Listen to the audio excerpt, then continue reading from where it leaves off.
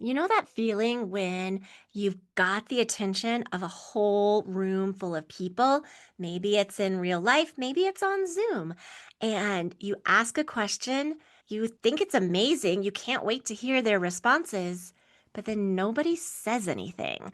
Just crickets. And there's that awkward silence. You aren't sure, do I just start talking for them? Do I call on people? Was it me? Is it them? You start totally overanalyzing everything that happened. We hate that feeling when we try to engage our audience and participants are silent. So today I'm going to talk about how do we use instructional design? How do we use the principles of how we learn to create experiences where those awkward silences don't feel so awkward and people feel more likely, more comfortable sharing their thoughts, ideas, opinions, and engaging instead of leaving that awkward silence in the room. I know how awkward it is because I am in a training certification program right now for leadership training. There are 8 of us in the program. We meet twice a week. This is our 3rd week of meeting. And there are so many awkward silences. And awkward is a subjective term. They feel awkward to me. They may not to others. And I think that's a good point to remember, but we'll get into that in a second. The level of conversation has definitely improved over the 3 weeks, but sometimes you don't have multiple weeks to gain that sense of safety and engagement. And you've got one shot. You want to make it count. And so I want to tell you about how to approach your next group coaching session or a webinar, presentation, masterclass, whatever it is. I don't want that next workshop to feel so awkward. And these tips apply for in-person learning experiences, but definitely some are geared specifically for online teaching. And before I jump into the tips, I want to set the stage. Not all silence is bad, and it doesn't always mean disengagement. A lot of times, people might just be thinking, they might be more reflective or analytical learners, and they are processing. And give them that space. That's a good thing. That is engagement. I've also experienced where you have super polite participants and nobody wants to dominate the conversation or talk over one another. And so sometimes that's where things can feel a little more awkward. Sometimes you have to admit you maybe gave a bad question. Maybe the question was too big. It's not easy to answer. What's the meaning of life? I may not be prepared to share that with an audience full of semi strangers unless I've thought a lot about it. Or it may be too vague. Like, what's up? I don't know, like not much. Like, what do you say to that? And sometimes what happens is somebody is talking for like 30 minutes and then they ask, what do you think? And I'm like, about what? Like, which part? I need something more concrete. Or the topic simply didn't interest them. And so it might be like, oh, tell me about your favorite pop star. And all you can think is, I don't listen to pop music. You're not likely to want to share in that case. I also want to remind you that there's a psychological risk in speaking first. Some people have the personality types that they will always jump in to talk. And just because somebody doesn't jump in to speak first, it doesn't mean that they aren't talkative. It just means they may not feel safe to speak. They may not be as outgoing in certain social situations. And we need to reset the stage so that they do feel comfortable. I will also say directions that aren't clear. It's really hard to jump in and speak if you're not sure what the facilitator wants, or maybe the participants don't know what good looks like yet. Maybe sometimes the space is too formal and I'm worried I'm going to be judged on a certain level of response when maybe the instructor just wanted something really casual. Sometimes not knowing how much depth to give makes it hard to answer. So the clarity around the instructions and the intent behind the question can really help. And when you're in group settings, sometimes those group norms are not clear yet. How do I participate? Do I just come off mute? Do I need to type something in the chat? Do I need to raise my hand first before I jump in? And then I'll always share the caveat that different cultures, cultural contexts, demographics, genders. The people in the room can make a big difference in the setting, and not always understanding the cultural norms of the situation. It may be that people are not thinking it's okay to speak, or sometimes it's mixed genders, and in certain cultures, the women may not speak as freely with men present. So, all these things to think about. Or people have just had a bad day. So, sometimes don't take silence always as personal that you've done something wrong. But I want to show you ways to work with the silence to try to make sure that your learners feel as comfortable and confident as possible so that they can engage if they want to.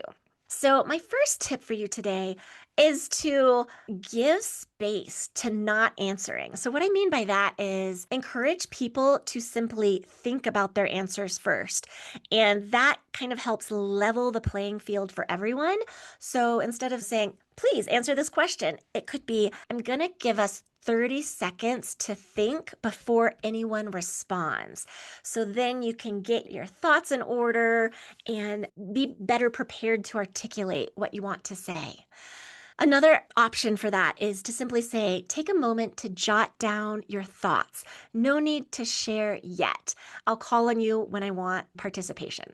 And just give space to that instead of automatically rushing to fill it. So that's one suggestion. If you stay calm, the room will too. If you don't make it awkward, like, gosh, I guess nobody has any thoughts. What? Nobody's speaking up. That feels awful. That feels like, well, I'm definitely not speaking up now. Instead, just give the space, give that space. I mentioned earlier that sometimes it may not be a great question. Some questions are too abstract, some are not clear enough. And so let's try to ask smaller, safer questions. Instead of what stood out to you, maybe try what's one word that comes to mind. Using that one word can be a really great entry point and is easier for everyone to participate, even if English might not be their first language, or maybe they get really nervous speaking in public settings in front of larger groups. So that one word could be shared in the chat, or hey, come off mute. Maybe you go around the room and just everybody shares one word. And there's not an expectation that one word will encompass all the thoughts, but it does feel easier. I was on a longer car ride with my husband this past weekend and listening to a podcast, and he stops. There was like 20 minutes left, but it was an hour and a half long podcast. And he said, well, what are your thoughts? And I had so many thoughts because they jumped around. It was all about the future of AI. It's a big topic. And so, in a group setting, I probably would not have answered because I'm like, I don't even know where to begin, because I probably had 5 or 6 big thoughts from what I'd heard so far. Now, with my husband, I ended up probably talking 15 to 20 minutes about my thoughts, but I had to pause for a second, like, this is a big question. And so sometimes breaking it down to, okay, what's one word? It's an interesting exercise that doesn't feel as high pressured as tell me what stood out to you. Like one word, what's one word that comes to mind? And sometimes putting it in the chat can be great because then you can already give them the positive feedback, like, oh, I like that word. Could you tell me a little bit more? And that might just be an opener to a bigger conversation. Or give them options like, oh, which one of these possibilities, which one of these options feels most relevant right now? Instead of having to formulate something from scratch, it's like you're identifying what's already been presented without having to give long explanations. Or another really nice small ask is simply raise your hand if this resonates, even a little. It could be give me a thumbs up emoji if you're on the same page. That's an easy in and gives the learners a chance to participate without feeling so overwhelmed. It lowers that cognitive load, it lowers the social pressure, and invites participation. The other thing that I really love about online learning is how accessible it is for multiple modalities. So try shifting the format. Sometimes it's worth repeating the question or writing down the question because some people will process easier if they see it.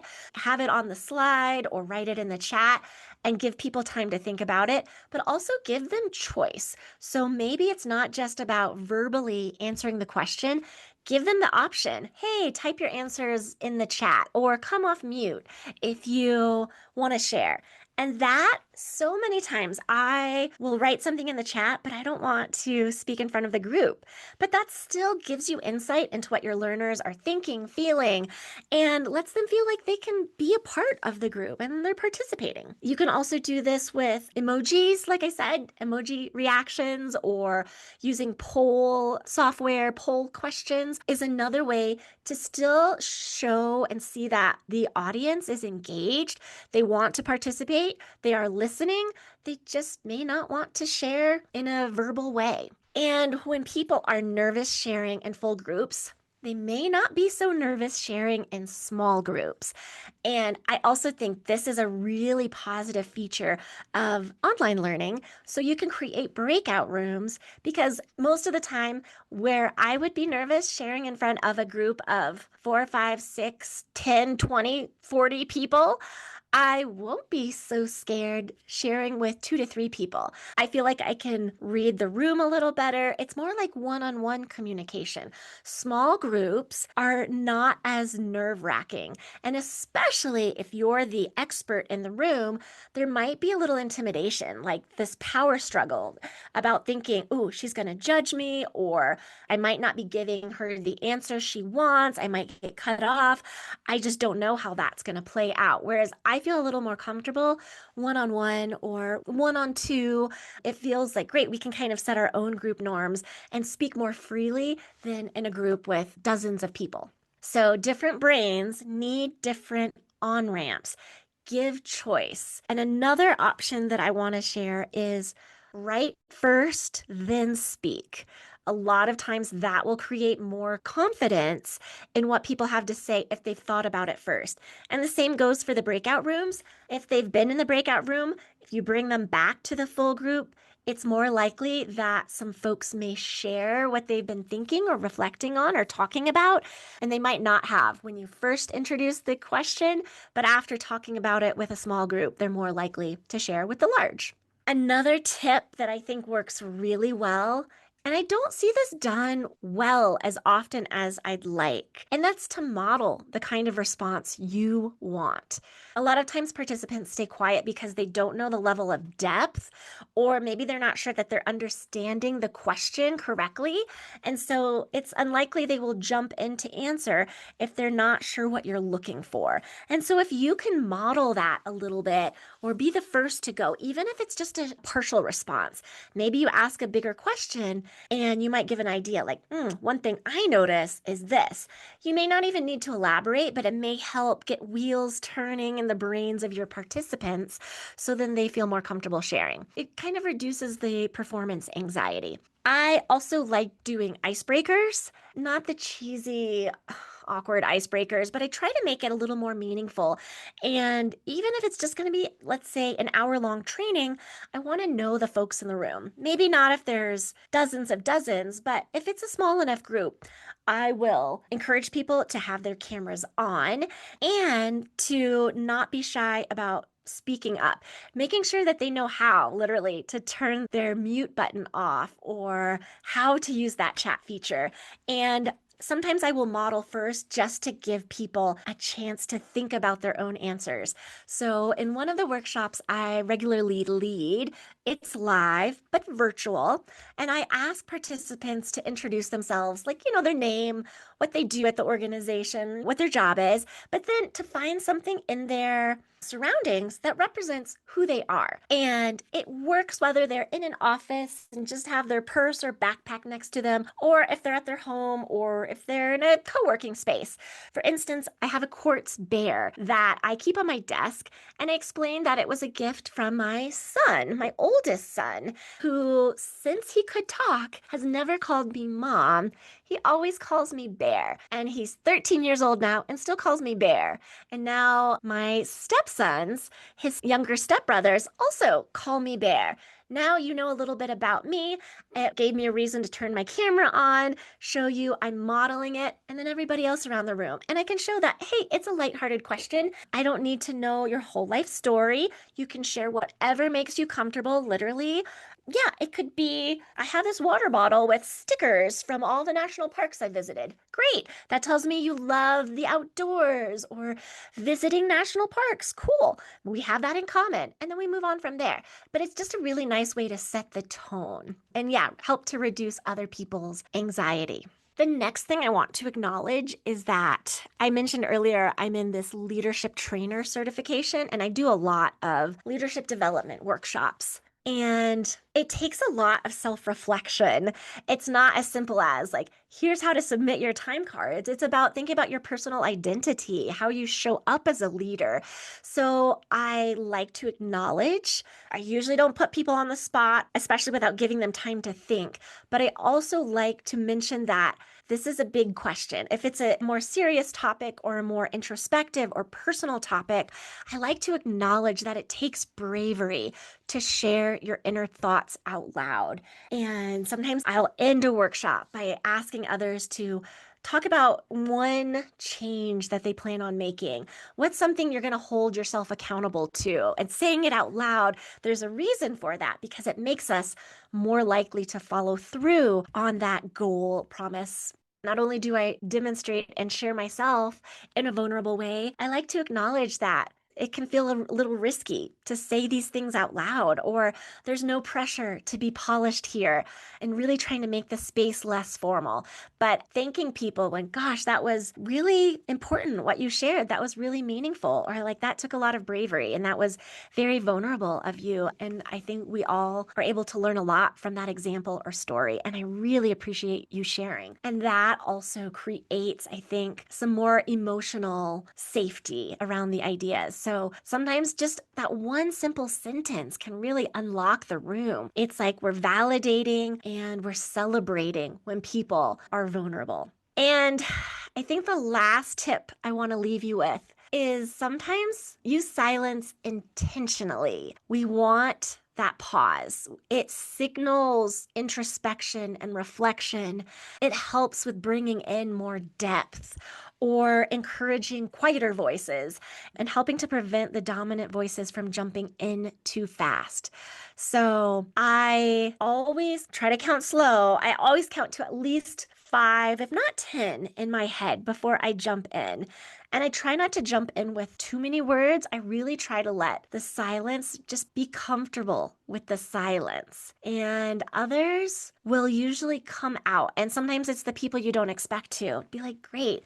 And if you've had somebody who speaks up right away, but then nobody else speaks, ask for more thoughts. And then just leave that silence sitting there. So the people who may be quieter normally have a chance to get ready to talk. I will also say how many times I'm looking for my mute button, unmute button, and they asked a question. Hey, does anybody else have any questions? Like, ooh, wait a minute, I do have a question. And by the time I formulated my question and have found my mouse and woken it up and looked on my screen, I'm clicking, like, where is my unmute button? They've already moved on. So pause longer than you think, but you have to be okay with the silence.